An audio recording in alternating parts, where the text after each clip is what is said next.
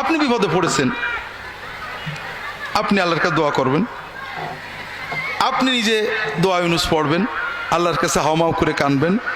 এটা হলো কোরআন এবং সুন্নাহর নির্দেশ।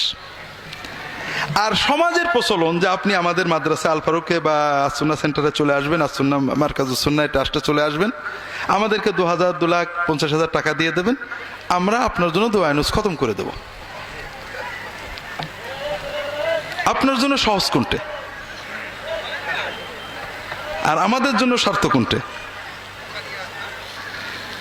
আপনি কি বিষয়টা বোঝেননি? আপনি হয়তো মনে করবেন আমরা গুনাহগার, আমরা রাখলে তো আল্লাহ শুনবে না। এটাই হলো সকল শিরক কুফুরের মূল। আমরা একটু বোঝার চেষ্টা করি। একটা ছোট্ট বাচ্চা আছে, মা বদরাগী। আচ্ছা বলেন তো, বাচ্চাদেরকে সবচেয়ে বেশি মারে মা, বাবা, খালা, দাদি, ফুফু না বোন?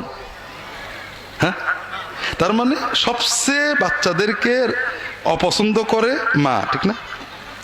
হ্যাঁ হ্যাঁ, নানি মারে না, দাদি মারে না, বোনেরা মারলেও দু একটা গাল দেয়, বাপ মাঝে সাঝে, আর মা সব সময়। তো যেহেতু মা সব সময় মারে, একটা বুদ্ধিমান ছেলে চিন্তা করলো আমার মার চেয়ে খারাপ দুনিয়াতে কেউ নেই। অথবা চিন্তা করলো মা আমার খুব ভালো, আসলে সন্দেহ নেই, তো মাটা খুব বদরাগী, মা আমার কথা শুনবে না, বুঝেছি রাগ করেছে। ওর যখনই কোনো কিছুর দরকার হয় ওর সঙ্গে সঙ্গে দাদির কাছে যায়, অথবা বড় আপুর কাছে যায়, অথবা আব্বুর কাছে যায়, যে আব্বু মার বলে দাও একটু দুধ খাবো, কি ভাত খাবো, কি বাথরুমে যাব। দাদি অথবা আপা অথবা আব্বা বলে দেয়। এই রকম ছেলেকে মা কি পছন্দ করে না অপছন্দ করে? পছন্দ করে। হ্যাঁ, যে ছেলে নিজের মনের কষ্ট, ব্যথা, বেদনা মায়ের কাছে না বলে অন্যের কাছে যে বলে, তার মাধ্যমে মাকে বলে, মা কি ওই সন্তানকে ভালোবাসে না বিরক্ত হয়? যদি কোনো সন্দেহ থাকে বাড়ি যেয়ে মায়ের কাছে বা বউয়ের কাছে জিজ্ঞেস করে দেখেন। মায়ের মাতৃত্বের দাবি হলো যে সন্তান তার কথা সবচেয়ে আগে কাকে বলবে? মাকে বলবে। যে সন্তান মাকে না বলে আগে অন্য কাউকে বলে, সে মায়ের মাতৃত্বকে অপমান করে। বুঝতে পারেন? আমাদের রব্বুল আলামিন, আল্লাহর রুবুবিয়তের দাবি হলো যে আমার সকল কথা প্রথমে কাকে বলবো? কোন বান্দা যদি বিপদে আপদে তার কথা আল্লাহকে না বলে অন্যের কাছে বলে, আল্লাহর রুবুবিয়তকে অপমান করে। কথা বোঝেন? যদি কেউ মনে করে মা বদরাগী, মা আমার কথা শুনবে না, আরেকজনকে দিয়ে বলায়, রাত দিন কিছু হলেই খালি বাপের দিয়ে দাদির দিয়ে বলায়, ওই ছেলেকে মা দেখতে পারে না, বিরক্ত হয়। কারণ ও মাকে পরিবারের সামনে অপমান করেছে। ঠিক না ভাই? যে ছেলে, যে বান্দা বিপদে আপদে কষ্টে আল্লাহর কাছে না চেয়ে অন্যর দিয়ে আল্লাহর কাছে চাওয়াই, ওই বান্দাকেও আল্লাহ দেখতে পারে না। সে আল্লাহ রুবুবিয়তকে অপমান করেছে। আল্লাহ কাফেরের দোয়া শোনে। আল্লাহ কোরআনে বলছে, কুল মা ইয়া'বাউ বিকুম রাব্বি লাউলা দুআউকুম। তোমরা আল্লাহর কাছে দোয়া করো, এই জন্য তোমাদের আল্লাহ এখন ধ্বংস করেনি, নাই ধ্বংস করে দিত। কাফের আবু জেহেলকে বলছে, আর আল্লাহ আমার দোয়া শুনবে না। দ্বিতীয় কথা হলো, আমরা আল্লাহ তাআলার কাছে দোয়া করব, আল্লাহ ব্যবস্থা দিলেন সরাসরি দোয়া করব, চাইব। আমরা নিয়ম করলাম হুজুরদের মাধ্যমে চাইব। আরো মজার ব্যাপার দেখেন, আপনি বিপদে পড়েছেন, আর বিপদে পড়লে হাদিস শরীফে সহিহ হাদিস আসছে, দোয়া ইউনুস পড়ে আল্লাহর কাছে চাইলে আল্লাহ কবুল করে। দোয়া ইউনুস মানে কি? লা ইলাহা ইল্লা আনতা সুবহানাকা ইন্নী কুনতু মিনাজ জালিমিন। লা ইলাহা ইল্লা আনতা, আল্লাহ তুমি ছাড়া কোনো মাবুদ নেই। তার মানে বিপদে পড়ে ডাকার মতো, বিপদ থেকে তরানোর মতো, বিপদগ্রস্তকে রক্ষা করার মতো, বিপদগ্রস্তের ডাক শোনার মতো আল্লাহ তুমি ছাড়া কেউ নেই। ইন্নী কুনতু মিনাজ জালিমিন, আল্লাহ আমি অন্যায় করে ফেলেছি। এর অর্থ কি? যে আমাদের উপরে যে বিপদ আপদ গজব কষ্ট আসে আমাদের অন্যায়, ঠিক না? আর বান্দা যখন অন্যায় স্বীকার করে আল্লাহর কাছে কান্দে, আল্লাহ মাফ করে দেয়। এটাই তো কথা। এই জন্য রাসূলুল্লাহ সাল্লাল্লাহু আলাইহি ওয়াসাল্লাম বলছেন, যদি কোনো বান্দা বান্দি যে কোনো বিপদে দোয়া ইউনুস পড়ে আল্লাহর কাছে দোয়া করে, আল্লাহর সঙ্গে সঙ্গে তার দোয়া কবুল করে নেয়। এটা হলো আল্লাহ এবং তার রাসূল সাল্লামের শিক্ষা। আমরা কি শিক্ষা দিই আপনাদের? দোয়া ইউনুস শুধু পড়লে হবে না, খতম করতে হবে। খতমটা কিন্তু আমাদের বানানো, কোরআনেও নেই, হাদিসে নেই। কোরআন বেশি বেশি পড়ো, সাধ্য মতো পড়ো আর কাঁদো। আপনি যদি মনের আবেগে 100 বার, 50 বার, 2 বার, 10 বার পড়ো, আল্লাহর কাছে হতে পারে। আর খতম মানে 1 লক্ষ, 1.25 লক্ষ। শুনলে আপনার চোখ এখান থেকে এখানে উঠে পড়ে, অত পড়বো কি করে? সিস্টেমটা আমরা বানাইছি কি জন্য? যেন আপনি আগেই বোঝেন যে একা সম্ভব না। গুড। এরপরে আপনাদেরকে বললাম যে আপনি হবেন না, আপনি অন্তত 40 জন আলেমকে ডাকতে হবে। অনেক এলাকায় আছে, জানি না আমাদের ঝিনাইদহে আছে কিনা। আমরা ছোটবেলায় খতমে গেছি, গুণাগুন্তির বিষয় জানি না। তবে চট্টগ্রাম বিভিন্ন জায়গায় আমরা শুনেছি নিয়ম হলো 40 জন আলেমকে ডাকতে হবে।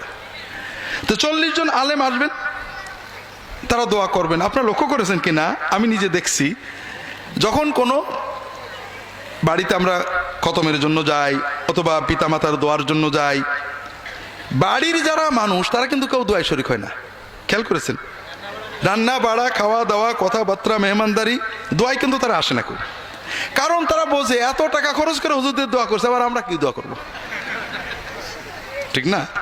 তাহলে আমরা 40 জন আলেম সবাই বলছি আল্লাহ আমি জালেম, ইন্নী কুনতু মিনাজ জালিমিন, আল্লাহ আমি জালেম, আল্লাহ আমি জালেম, আল্লাহ আমি জালেম।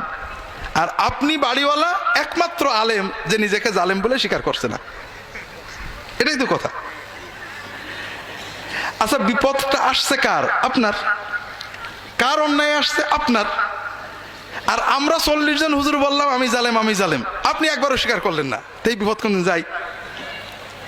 কিন্তু আলহামদুলিল্লাহ আমাদের খাওয়াও হবে, টাকাও হবে, আপনার কিছু হোক আর না হোক। তো এই জন্য এটা আমাদের সিস্টেমটা আপনার উপযোগী না। আর আল্লাহ এবং তার রাসূল সাল্লাল্লাহু আলাইহি ওয়াসাল্লাম যেটা দিয়েছেন সেটা আপনার উপযোগী। এতে আপনার আরেকটা লাভ আছে।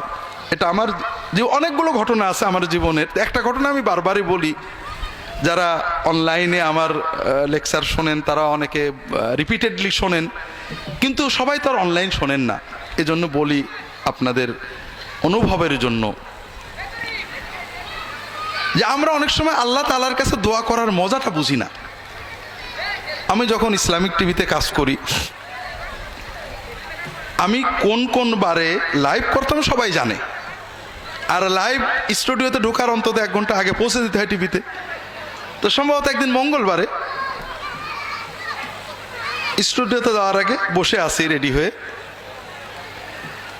হঠাৎ 2 জন আসছেন, যতটুকু মনে আছে, যে স্যার আমাদের বাড়ি ঢাকাতে বিজয়নগরে, একটা বিপদে পড়ে আসলাম, আমার কিছু জমি আছে বিজয়নগরে, জমির দলিলগুলো একজন ডেভেলপারকে দিছিলাম, কয়েক কোটি টাকার সম্পত্তি, সেখানে হাই রাইজ বিল্ডিং করার জন্য।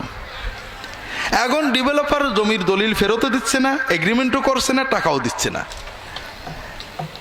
আর এরা তো বড় বড় কোম্পানি অনেক সন্ত্রাসী পোষে, আমার পক্ষে দলিল বের করার ক্ষমতা নেই। আমি খুব দুশ্চিন্তায় আছি, খুবই মনোকষ্টে, টেনশনে আছি। অনেকেই বলছে অমকের কাছে যাও, জেন দিয়ে বের করে দেবে, অমকের কাছে যাও, তদবিরে হয়ে যাবে। তবে আপনারা ইসলামিক টিভিতে বলেন যে তদবির বা জেন দিয়ে এগুলো করলে ঈমান থাকে না, তাই আপনার কাছে আসছি। আমার যদি কোনো সুন্নাত সম্মত ব্যবস্থা আপনি বলতেন, আমল তদবির, তাহলে দেখেন ভাই এই ধরনের কোনো আমল তদবির তো জানা নেই। তবে আল্লাহর কাছে চাইলে তো আল্লাহ দেন। মানুষের বিপদ থেকে রক্ষা পাওয়ার জন্য, মানুষের জুলুম থেকে বাঁচার জন্য রাসূলুল্লাহ সাল্লাল্লাহু আলাইহি ওয়াসাল্লাম কিছু দোয়া শিখিয়েছেন, সুন্নত দোয়া।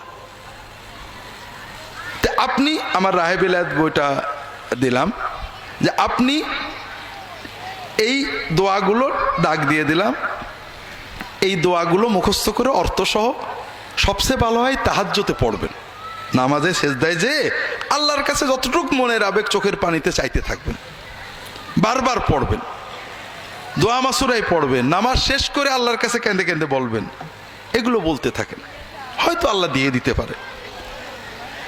এরপরে বিষয়টা মূলত আমি ভুলেই গেছি। মাসখানেক সম্ভবত পরে এসে ওই ভদ্রলোক আসছেন, বলে স্যার একটা সুখবর, কোনো বলা নেই কওয়া নেই, ওই লোকটা আমার বাড়ির দরজায় এসে বেল দিয়ে আমার ওই দলিলগুলো দিয়ে চলে গেল।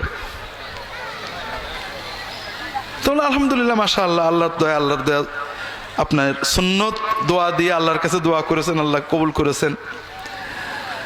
তো না স্যার, তারপরে আমার মনটা খারাপ। কেন?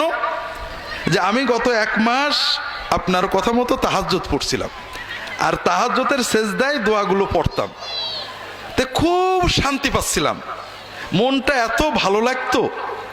এখন আমার মনে হচ্ছে যদি আরো 6 মাস পরে আমার দলিলটা দিত তাহলেই ভালো হতো। কথা বুঝতে পারেননি? আল্লাহু আকবার। আপনি দলিলও পেয়েছেন, আল্লাহর ওলিও হয়ে গেছেন। আপনি আল্লাহর সাথে মহব্বতের প্রেমের মজা পেয়ে গেছেন, আপনি সব পেয়েছেন, ঠিক না? কিন্তু আপনি আমার কাছে এসে বসে থাকতেন, তাবিজ একটা নিয়ে যেতেন, আমার কাছে 1 লাখ টাকা দিয়ে যেতেন, আমি জেন চালান দেওয়ার কথা বলতাম, আপনি কিছুই পেতেন না।